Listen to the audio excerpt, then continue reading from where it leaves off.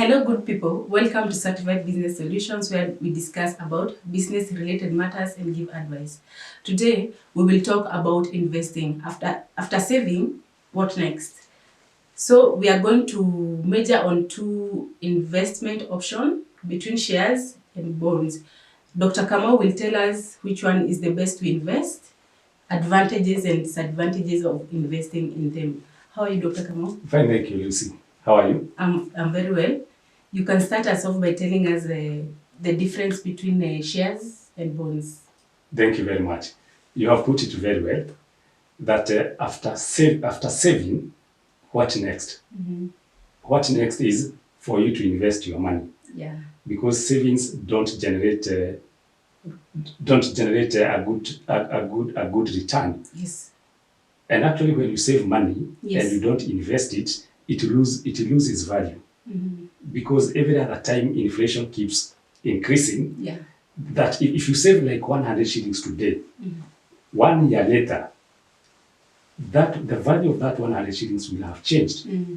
For instance, if a loaf of bread is going for 50 shillings, yes. Today you can get 2 loaves of bread. Mm-hmm. But next year, it will maybe going at a price of 60 shillings per loaf of bread. Yes. So the 100 shillings a year later will not be able to buy you 2 loaves of bread. Because you will be requiring 120 shillings to buy 2 loaves. And you only have 100. So that's why we encourage people to invest, not just saving. There are very many forms of savings, types of savings, savings investment, types of investment. You can invest in shares, you can invest in bonds, you can invest in fixed income securities, equity securities, mutual funds. There are so many of them. Even buying land and developing property, doing a business, even investing in yourself. You can go back to school and upskill your ability, you acquire more knowledge. But now, today, we want to narrow down on two main options. Number one, bonds and shares. So you want us to start by defining what bonds are and what shares are. Bonds, many people know about treasury bonds, but there are also corporate bonds. Bond is when a company sells bonds to the general public or a government for that matter. And bond is some sort of a loan. It's an agreement that I will give you my money as an investor. I give you my money and you promise me that at the end of every year, you will be giving me some interest for me for going to use that money and giving it to you. And of course, I'm giving you that money so that you invest in your business. So the profit that you generate after using my money, it is only fair that you share in that profit. So, but whether you make profit or not, me, I will not be interested. It is not my concern. A bond, we say, most bonds are given at an interest rate of 10% per annum. So I give you 100,000 today, and if it is a bond, the market rate for bonds right now, it's about 10%. So you will tell me at the end of every year, you will be giving me 10,000, which is 10% over 100,000. So bond can be a 5-year bond, a 10-year bond, a 15-year bond, even 25-year bond. What's the minimum number of years for maturity? For maturity, it has to be more than 12 months. More than 12 months. More than 12 months. More than 12 months. Can you buy a bond for 1 year? Yes, because 1 year is 12 months plus 0. At least it's more than 12 months. All right. But anything less than 12 months, we have a different name for that. It's called a treasury bill. And government offers a treasury bill for 3 months, for 6 months, for 9 months, and 12 months. And that, it will give you different rate of interest, depending with the length of the period that you invest with them. So bonds. Bonds can be offered by a government. In that case, they are called treasury bonds when they're offered by a government. But when offered by a company, they are called corporate bonds. Government bonds, you know, there's someone called Harry Markowitz. And Harry Markowitz came up with the modern portfolio theory, Okay. which talks about risk and returns. Yes. And he says that if you are faced with different investment options, Yes. with similar risk, but different rate of return, Yes. you are supposed to choose the investment option that has got the highest rate of return. Okay.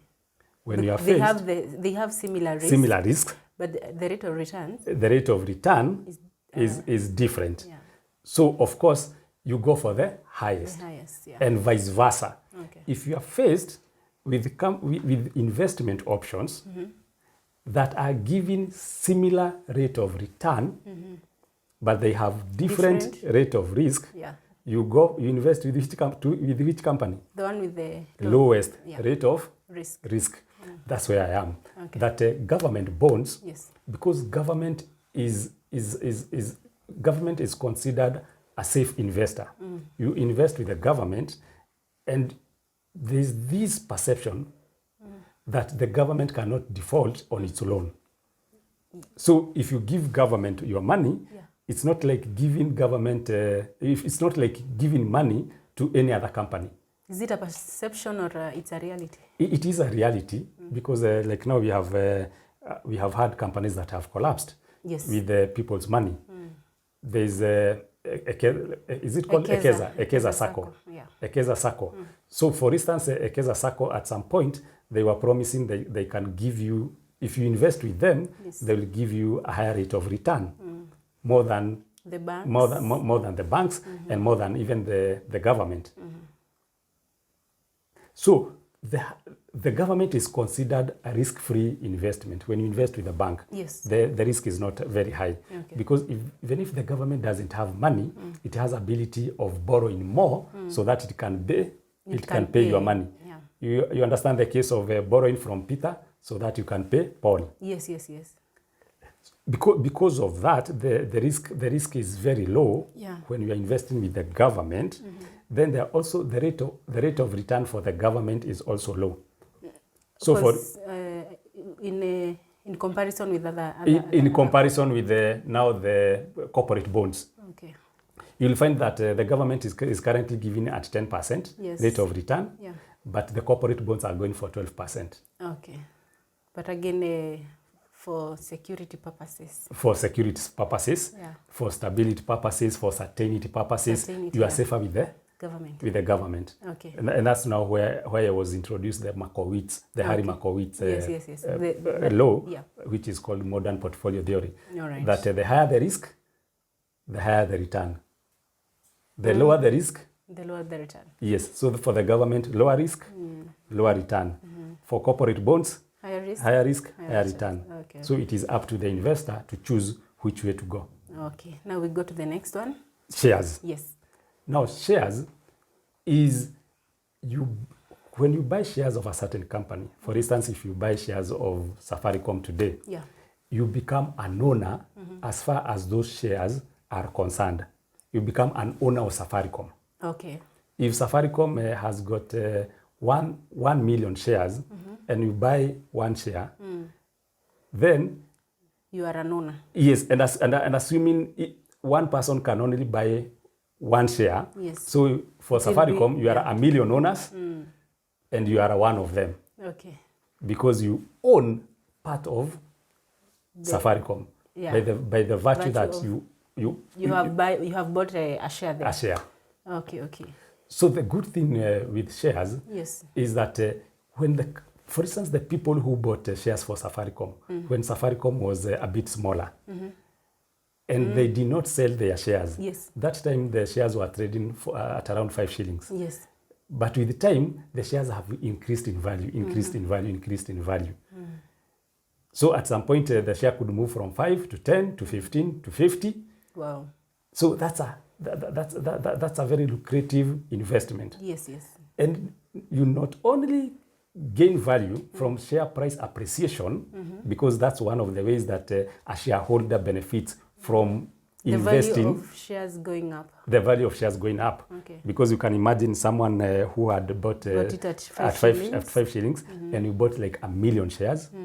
So that you invested about 5 million. Yes. So when the value of shares or the share price moves from 5 shillings to 50, to 50, then your value of investment is now 50 million. Yeah. From 1 million to... From 5 million, 5 million to 50 million. Yeah. And you don't only benefit from that, but there's also dividends that this company gives you every other year. Okay. So, for instance, if Safaricom gives 1 shilling per share as dividends, 1 shilling per share as dividend, and you have 1 million shares with them, so every year you get 1 million Kenya shillings as dividends. Okay. And you have not sold your shares. So what are dividends? Dividends is the money, at the end of the year, Yes. after the company has prepared its financial statements and it has reported a net profit. That net profit is what is now given out to the shareholders Okay. in form of dividends. Yes.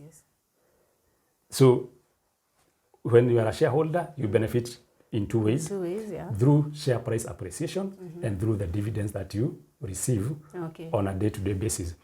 And it's good to note, yes, when you buy bonds, and someone who has bought bonds of a company, yes, or a government for that matter, is called a bond holder. Bond holder. Yes. Okay. When you buy shares, you're called a shareholder. A shareholder.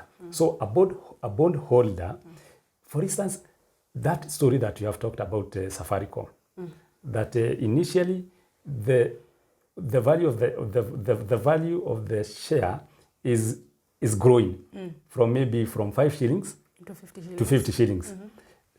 Because the company is also growing and is expanding, Yes. it's becoming more profitable. Yes. The value of the bond does not change.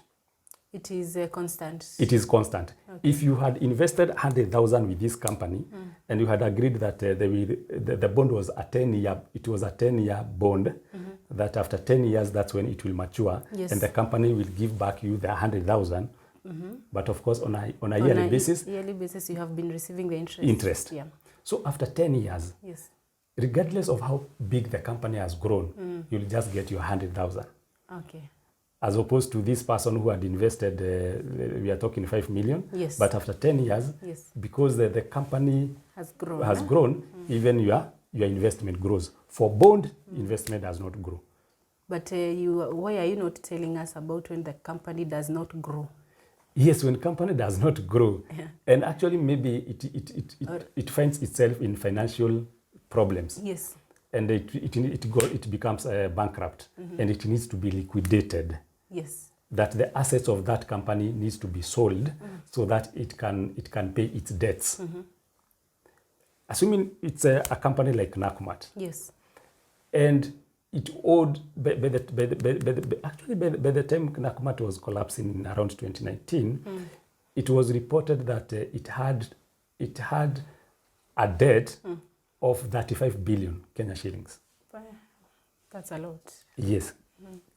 It's astronomical. 35 billion. Yeah. Now, after selling the assets of of Uchumi, Of the Nakumatt. of Nakumatt, yeah. I think I'm saying Uchumi because it also collapsed. Okay. After selling the assets of Nakumatt, the receiver manager, the liquidator, the person who was appointed by the government to sell out The remaining assets. the remaining assets, Yeah. assuming he was able to get 20 billion.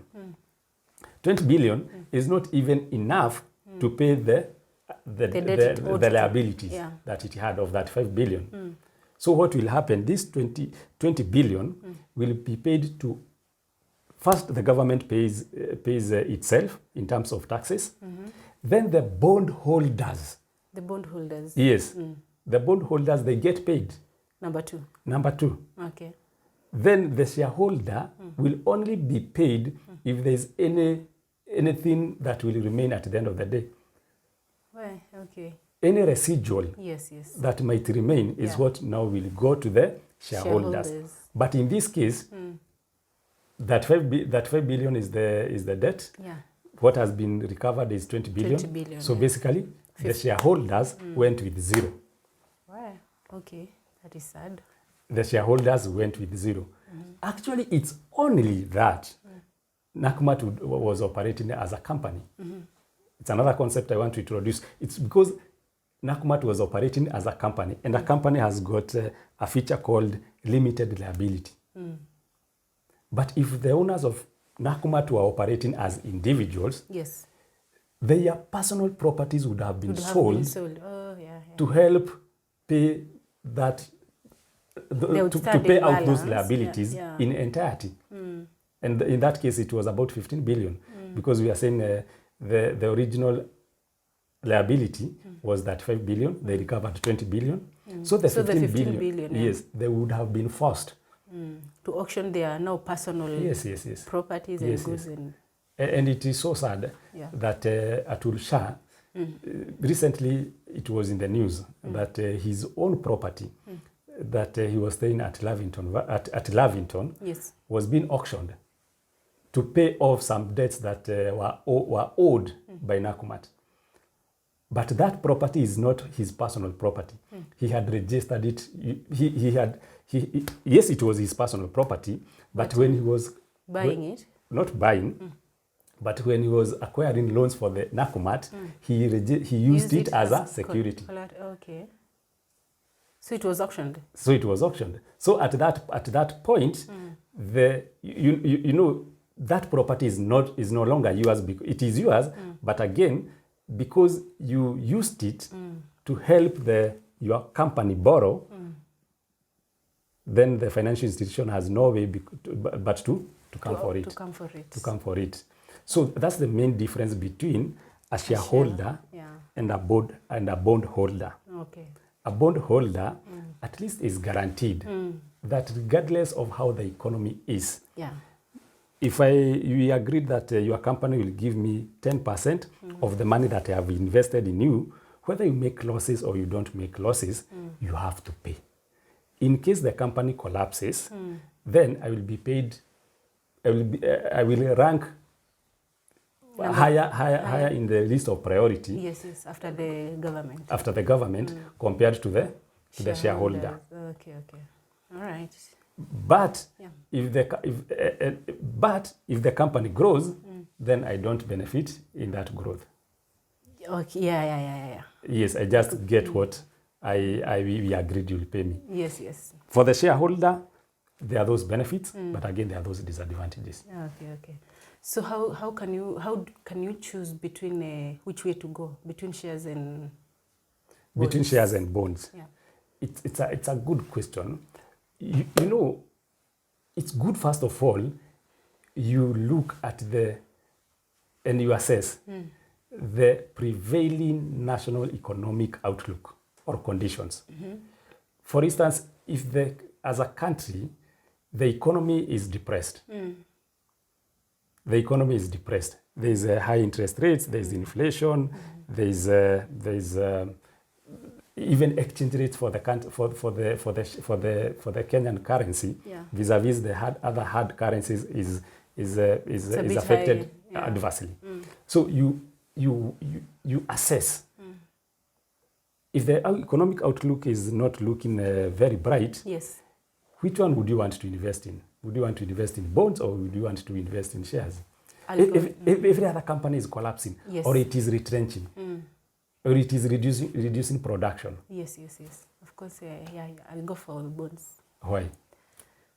Because of security. Because of security and certainty. Yeah. Thank you very much.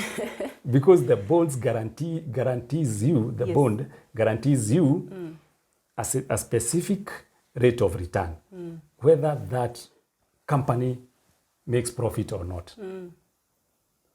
So that's how you make a decision. You can use that one. Then number two, you can assess the industry that the company you want to invest in is operating in. For instance, there are various industries. There's a financial sector. If you want to invest in KCB, in ABSA, in Standard Chartered, how is that industry currently? Is it growing, or is the industry facing severe challenges, and therefore instead of expanding, it is likely to experience losses? For instance, there's a time when it was in 2014, the government came up with a policy of interest rate capping. Interest rate capping, it was a policy to control how much the financial institutions could charge for loan to their clients, to their customers. Yeah. At that time, financial institutions were charging up to the rate of 24%. But government controlled that and said the maximum you can charge is 14%. So that year, most financial institutions reported losses or reduced level of profitability. So when you are planning to invest either in shares or in bonds, you would want to understand which industry is booming. Which industry is booming. For instance, right now, I would advise people to invest in companies that are in the manufacturing sector. Manufacturing. Okay. Because now that's where the government is focused on. Yeah. It has provided a lot of incentives to ensure that the manufacturing sector thrives. And of course, the government is doing that because it has realized that manufacturing sector has only been contributing 70% to the GDP. Whereas 70%? 7% to the GDP, whereas it should be doing about 20%. Oh, okay. And and of course, when the manufacturing sector is doing badly, it means we are doing heavy importation. That is true. Because that's when you find even a coat like this one, we have to import. Even something like a matchbox. We import. Even something like a needle, you will see we are importing. And every other time we are importing, we are giving. We are weakening our currency. We are weakening our currency. Okay. The way we weaken our currency is because all imports are done through dollars in a foreign currency, and dollar is a hard currency. So they are done using US dollars. So for us to do that, we have to use Kenya shillings to buy the US currency. So, and every other time we are buying it, and every other time we are buying it, we are making the US dollar to be in high demand. And in the process, we are weakening our currency. Okay. The only way we can strengthen our currency if now we do exportation. Using our because now people who will be buying from us when we are exporting to them, they would be required to buy using our own currency. Okay. And that would increase the demand of our currency. Okay. Because every other time there's an increase in demand, even the price goes up. Okay. So the reason why the government is pushing for industries, manufacturing sector to improve its production is so that also we can be able to control the value of our currency. Okay. So someone who wants to invest, it's a lucrative area. In manufacturing sector. Yes. So we started with the general economic outlook of the country. We came to the industry. Now we want to be specific and come to a certain company. The company itself. Yes. So you would be interested to see what kind of board of directors are there. Is the chairman of that company a person of good reputation? Is he renowned as a person who is able to cause a turnaround on a company that was initially making losses and turn it to profitability? So the quality of the board, the quality of the board of directors. The board of directors. And that's why if you hear someone like James Mwangi of Equity has joined another company that at the moment the company is struggling, what would be your take on it? I would give it a say a few years to see it going up, because yes. And the right time to invest would be now, because the moment he's taking over. The moment he has joined that company. Yeah. Because actually the best time to buy a company, the way you identify companies, the way you identify which share to buy, is you look at the market price. The share price of that company. Yes. Maybe it is trading at 10 shillings. But after analyzing the financial statements of that company, you realize that the market is undervaluing this particular share. Okay. So you realize this, according to the financial statements of this company, Yes. the share should be going at a rate of about 20 shillings. 20, yeah. But the market is selling it at 10 shillings. Yeah. Invest a Invest lot there. into that, in shares of that company. So how do I get that information? How you get that information? Yeah. If it is a publicly listed company, Yes. what you do is you interact with you will be able to get their financial statements, because all publicly listed companies, by law, they are required to publish their financial statements in a newspaper that has got a national-wide circulation. Okay. They are also supposed to publish in their websites. Okay. So you get the financial statement for that company. Yes. You see how the net profit that they reported that year. Yes. Then you divide by the number of shares that company has. You get the net profit of that company that particular year. Yes. Then those financial statements will also show you the number of registered shares that company has. Okay. So you say net profit divided by the number of shares that the company has. Yes. You will be able to get something called earning per share. Okay. Earning per share. share, yeah. The net profit divided by the number of shares, you will get earning per share. Now, using that earning per share, you will be able to now compare the shares of this company on Nairobi Securities Exchange. They are trading at 10 shillings. But according to the earning per share, I feel it should be trading at 20. Yeah. Then you make your decision. You make your decision. Okay. You make your decision. Okay. So you start by national outlook. Yes. At the those are called the macroeconomic variables. Okay. You check how the country is doing as a whole. What are the interest rates for that country? The exchange rates, the inflation. What is the rate of unemployment? Yes. Because when there's a high rate of unemployment, most businesses are not doing well. Yeah. And you might be safer if you invest in bonds. Yes. Then you come to the industry itself. Yeah. Is it manufacturing? Is it financial? Is it agricultural? Where? Like right now, Yes. if you invest in companies that are in the agricultural sector, Yes. it will be a good investment. I don't. Right now, it is not. It is not. Yeah. Because of course, we have a prolonged Drought. shortage of rains. Yes.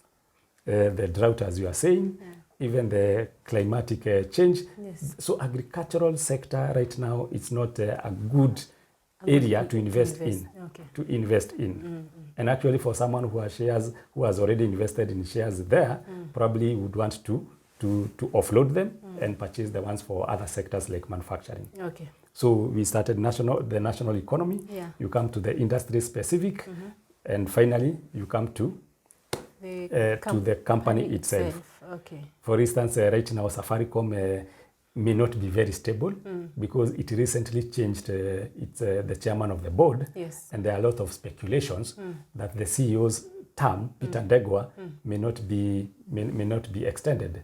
Okay. So what that means, Yes. it's like when the country is in a political period. Yes. You're not so sure whether it is Azimio, whether it is UDA, and you are not very certain whether when UDA comes into possession, what changes will they make. So right now, Safaricom as a company, it's a bit fragile because it has a new board chairman, and the term of the current CEO is nearing to the end. Chances are it can be renewed, but there's no guarantee. Okay. So when you invest in, again, you check those factors. Whether it is a company, where is it? Okay. Viewers, this topic of shares and bonds is a bit wide. We have decided to break it into two so that we can make you understand and get more information on it. Stay tuned and see you in the next episode. For now, goodbye.